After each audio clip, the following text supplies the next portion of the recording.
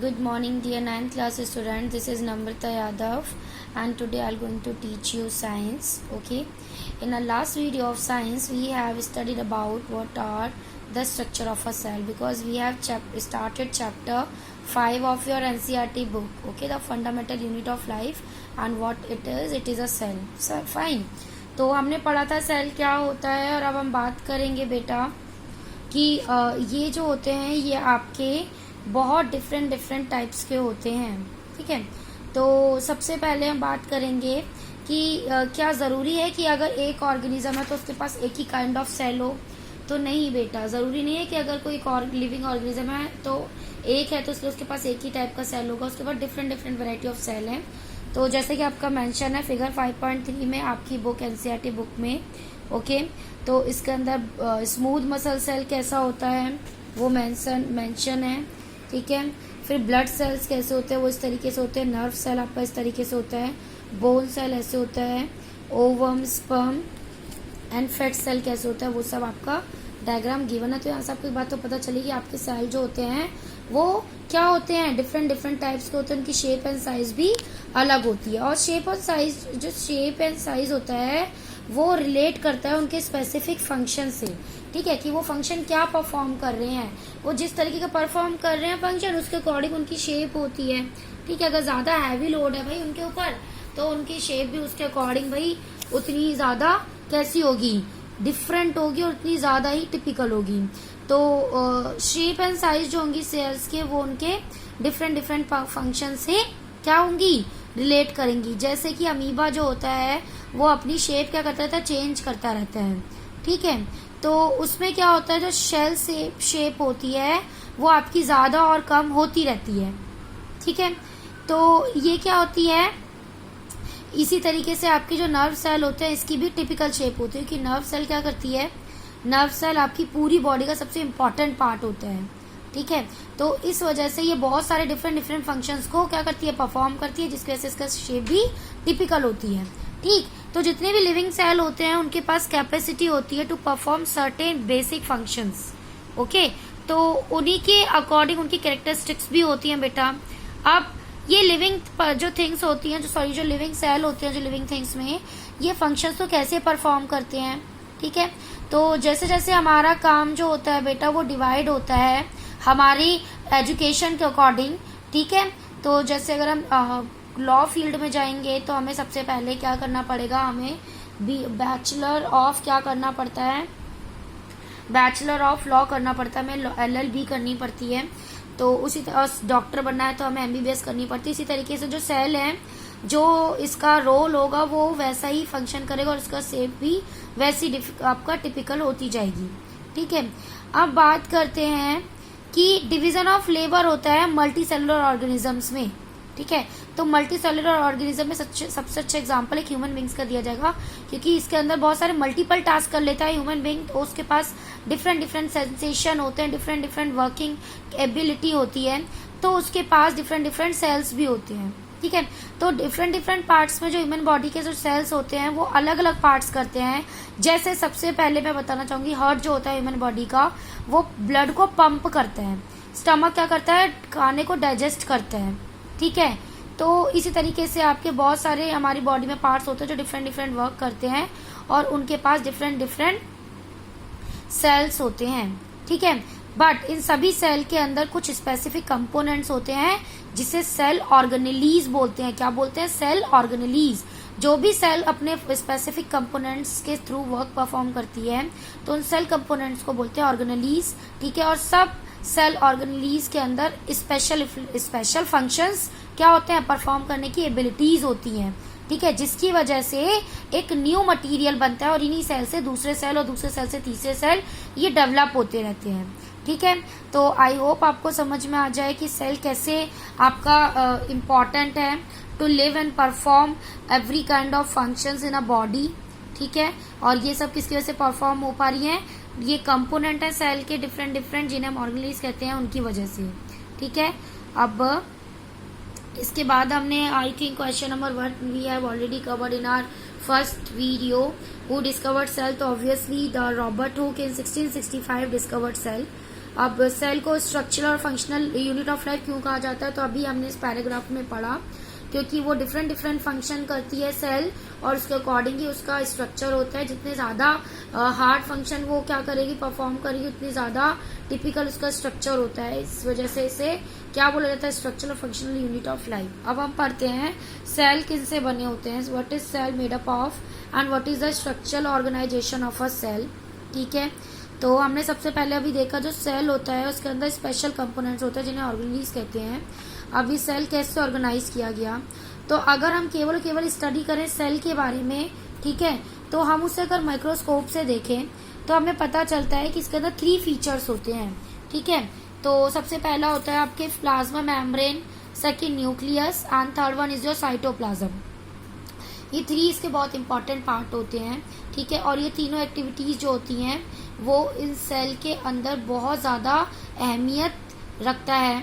ठीक है, अब हम पढ़ते हैं प्लाज्मा मेम्ब्रेन के बारे में। तो प्लाज्मा मेम्ब्रेन क्या होता है, प्लाज्मा मेम्ब्रेन बेटा आपकी आउटर मोस्ट कवरिंग होती है सेल की, सेल का सबसे बाहरी हिस्सा होता है जो कि उसके अंदरूनी हिस्से से उसे डिफरेंशिएट करता है, अलग करता है। उसका एक्सटर्नल इन्वायरमेंट अलग होता है और इंटरनल इन्वायरमेंट अलग होता है।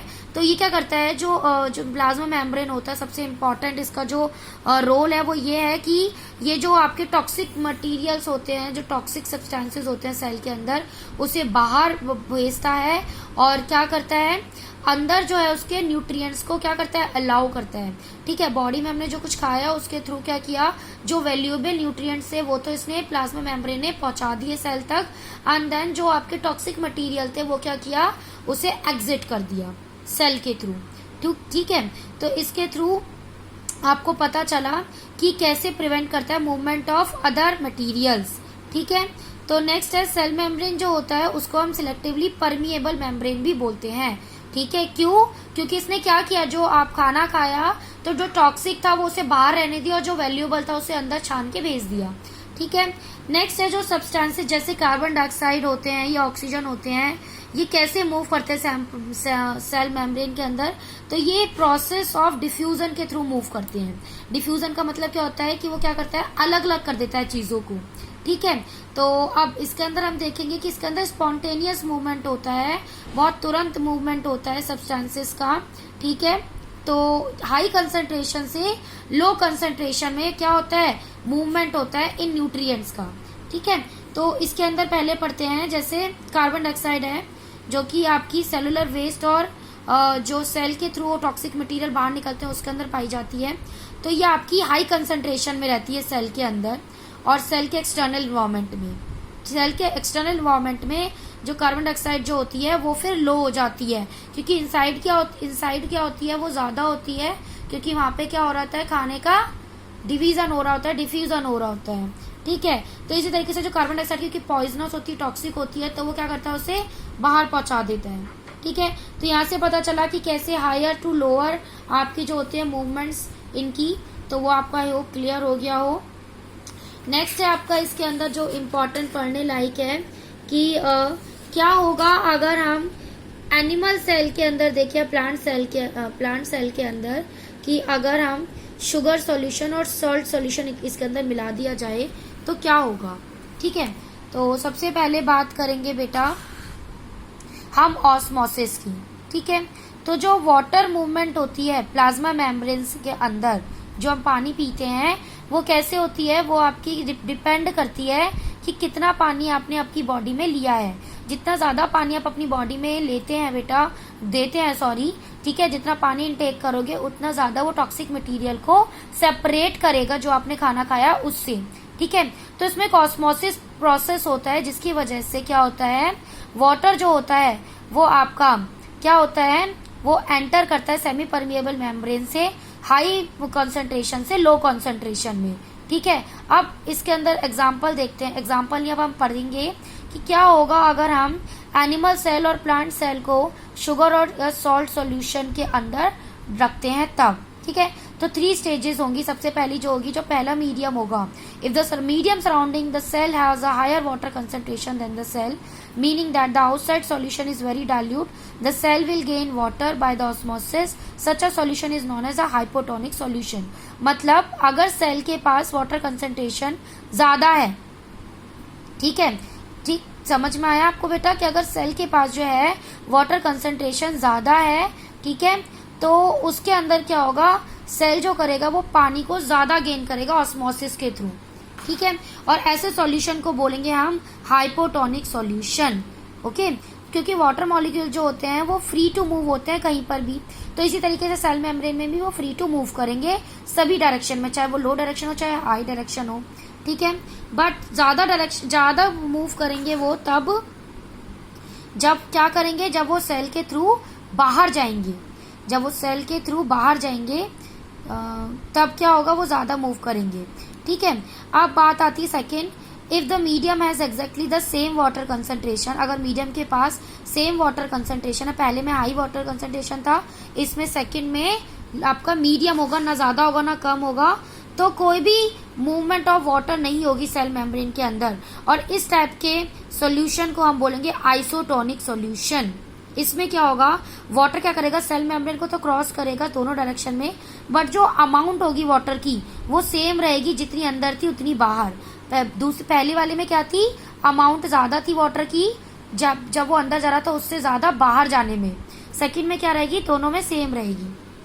थर्ड है, अगर मीडियम जो है उसकी लोअर कंसंट्रेशन होगी वाटर की, तो उस समय क्या होगा, तो आपका जो होगा सॉल्यूशन का कंसंट्रेशन वो कम होगा, तो उस समय पे सेल क्या करेगा, पानी को कम ऑस्मोसिस के थ्रू क्या करेगा, लूज करेगा, और ऐसे सॉल्यूशन को हम बोलेंगे हाइपरटोनिक सॉल्यूशन।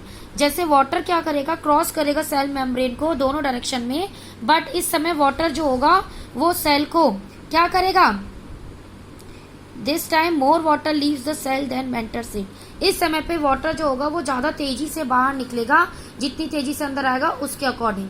मतलब इस समय पे पानी जो था वो आपका क्या होगा, धीरे धीरे आएगा सेल मेम्ब्रेन के अंदर, बट जब ये लीव करेगा सेल के थ्रू तो ये बहुत तेजी से बाहर निकलेगा, ठीक है। तो एक बार मैं दोबारा सबको रिवाइज करा दूं। फर्स्ट के अंदर जब मीडियम ज्यादा था, सेल के अंदर वाटर कंसंट्रेशन ज्यादा था, तो आपका सॉल्यूशन क्या कर रहा था, हाइपोटोनिक था, ठीक है। सेकेंड जो था, अगर मीडियम के पास इनगोइंग और आउटगोइंग, मतलब सिंपल वे में बोला जाए तो इनकमिंग और आउटकमिंग जो था वो कंसंट्रेशन ऑफ वाटर सेम था, तो आपका जो था क्या था, सेल मेम्ब्रेन के अंदर जो सोल्यूशन बन रहा था वो आइसोटोनिक था, ओके। तो आई होप आपको समझ आ गया हो ये। बाकी मैं आपको रिमेनिंग आपको नेक्स्ट वीडियो में बताऊंगी सेल वॉल और न्यूक्लियस। Thank you.